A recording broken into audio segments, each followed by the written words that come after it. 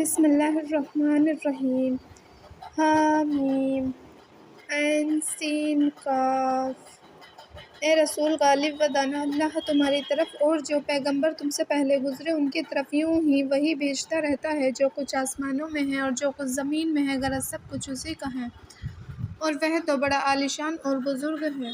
ان کی باتوں سے قریب ہے کہ سارے آسمان اس کی ہیبت کے مارے اپنے اوپر وار سے پھٹ پڑیں، اور فرشتے تو اپنے پروردگار کی طرف کی تعریف کے ساتھ تسبیح کرتے ہیں، اور جو لوگ زمین میں ہیں ان کے لیے گناہوں کی معافی مانگا کرتے ہیں۔ سن رکھو کہ اللہ ہی یقیناً بڑا بخشنے والا مہربان ہے۔ اور جن لوگوں نے اللہ کو چھوڑ کر اور اپنے سرپرست بنا رکھے ہیں، اللہ ان کی نگرانی کر رہا ہے۔ اے رسول تم ان کے نگہبان نہیں ہو، اور ہم نے تمہارے پاس عربی قرآن یوں بھیجا تاکہ تم مکہ والوں کو اور جو لوگ اس کے ارد گرد رہتے ہیں ان کو ڈراؤ، اور ان کو قیامت کے دن سے بھی ڈراؤ جس کے آنے میں کچھ بھی شک نہیں۔ اس دن ایک فریق ماننے والا جنت میں ہوگا اور فریق ثانی دوزخ میں، اور اگر اللہ چاہتا تو ان سب کو ایک ہی گروہ بنا دیتا، مگر وہ تو جس کو چاہتا ہے ہدایت کر کے اپنی رحمت میں داخل کر لیتا ہے، اور ظالمہ کو تو اس دن نہ کوئی یار ہے اور نہ مددگار۔ کیا ان لوگوں نے اللہ کے سوا دوسرے کارساز بنائے ہیں؟ تو کارساز بس اللہ ہی ہے، اور وہی مردوں کو زندہ کرے گا، اور وہی ہر چیز پر قدرت رکھتا ہے۔ اور تم لوگ جس چیز میں باہم اختلافات کرتے رہتے ہو اس کا فیصلہ اللہ ہی کے حوالے ہے۔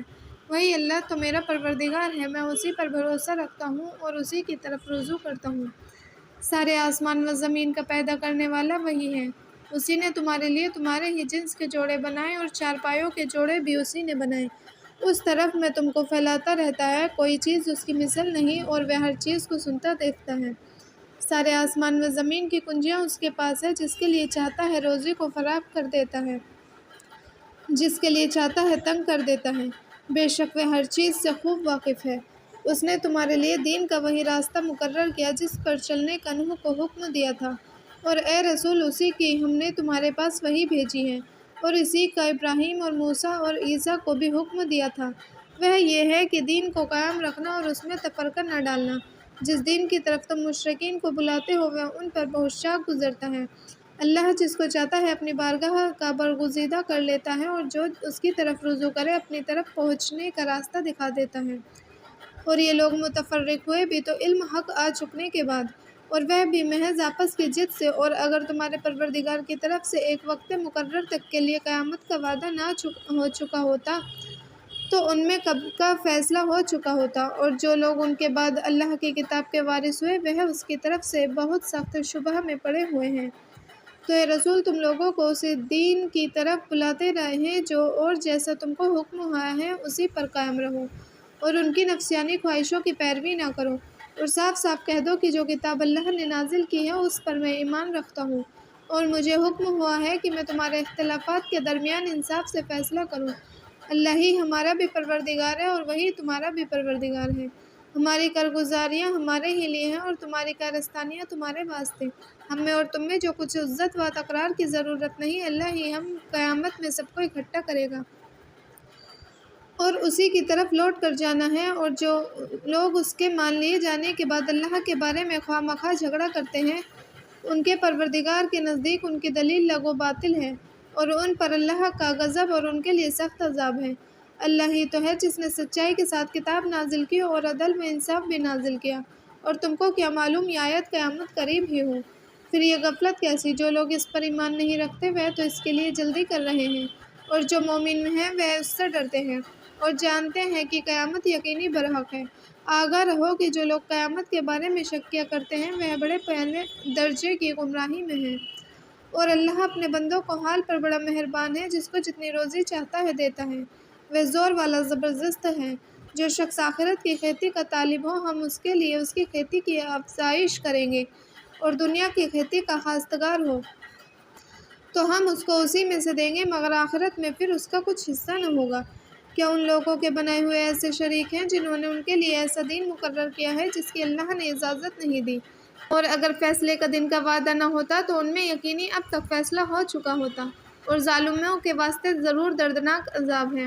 قیامت کے دن دیکھو گے کہ ظالم لوگ اپنے اعمال کے وبال سے ڈر رہے ہوں گے، اور وہ ان پر پڑ کر رہے گا، اور جنہوں نے ایمان قبول کیا اور اچھے اچھے کام کیے وہ جنت کے باغوں میں ہوں گے، اور وہ جو کچھ چاہیں گے ان کے لیے ان کے پروردگار کی بارگاہ میں موجود ہے۔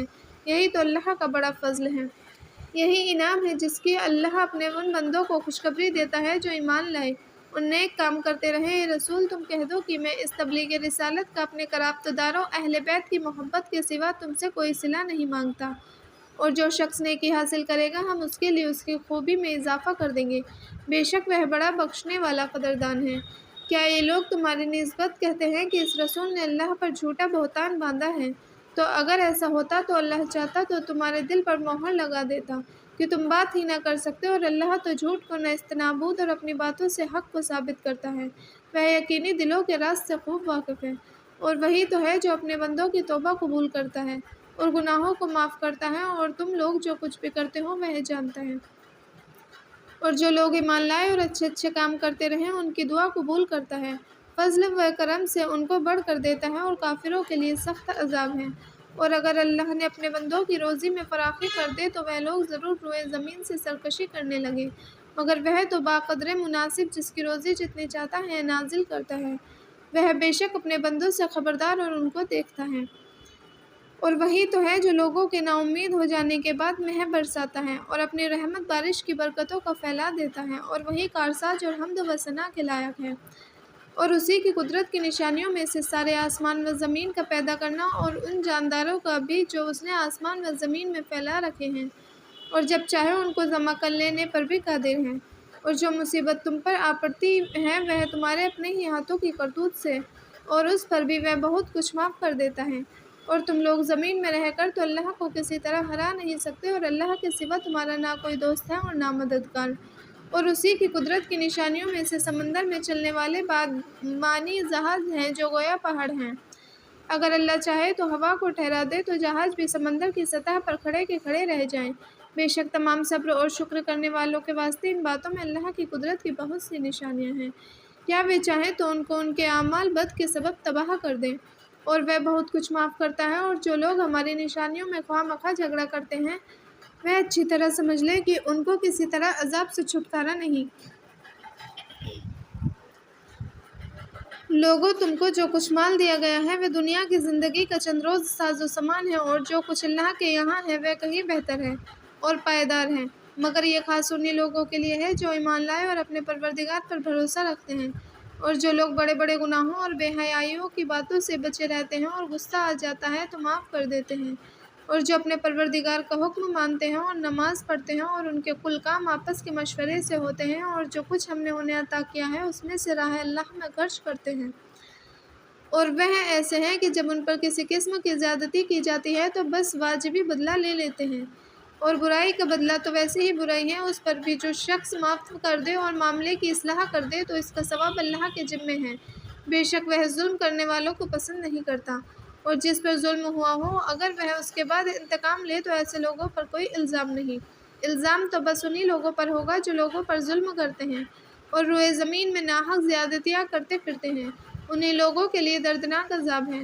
اور جو صبر کرے اور قصور معاف کر دے تو بے شک یہ بڑے حوصلے کے کام ہے۔